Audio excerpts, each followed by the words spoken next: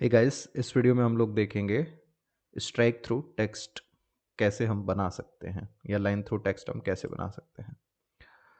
So the HTML element render text with a strike through और a line through it.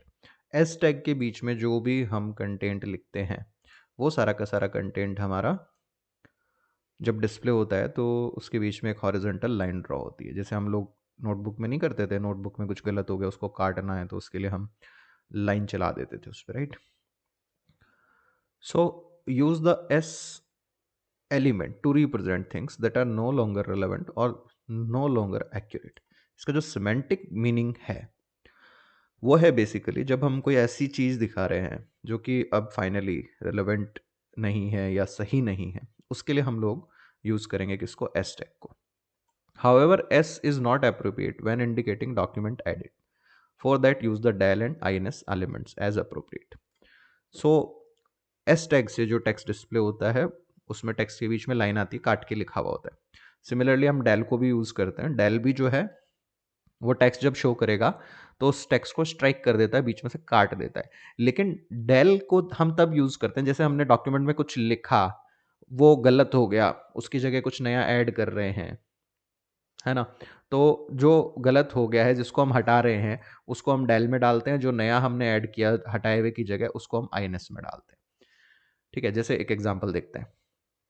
So example ये है, जैसे suppose मैं show कर रहा था there will be a few free seats available for the new course of Tarun sir. Tarun sir के किसी नए कोर्स में कुछ फ्री सीट्स अवेलेबल हैं। जब हमने लिखा तब ये ठीक था, लेकिन जिस टाइम पे यूज़र ने पेज को ओपन किया उस टाइम पे सारी सीट्स बुक हो चुके हैं। तो हम क्या करेंगे, इस एस को डाल देंगे, इस एस में डाल देंगे इस पूरे टेक्स्ट को, और नीचे हमने लिख दिया ऑल सीट्स पर ग्रैब्ड, सारी सीट्स बुक हो चुकी हैं।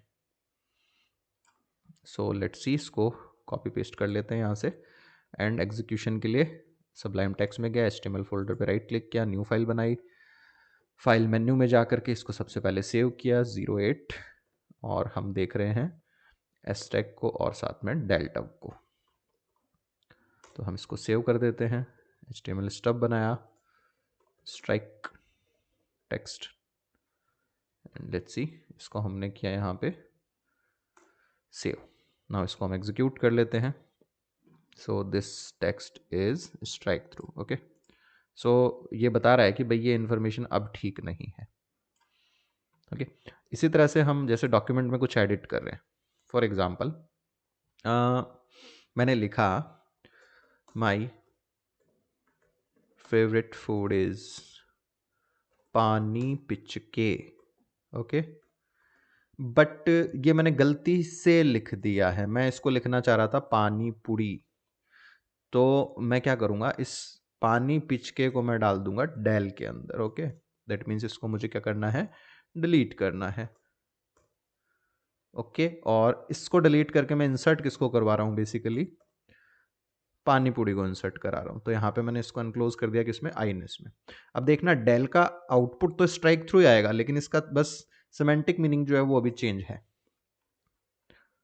सो रन कर लेते हैं हम यहाँ से राइट क्लिक करके सीधा ओपन इन ब्राउज़र।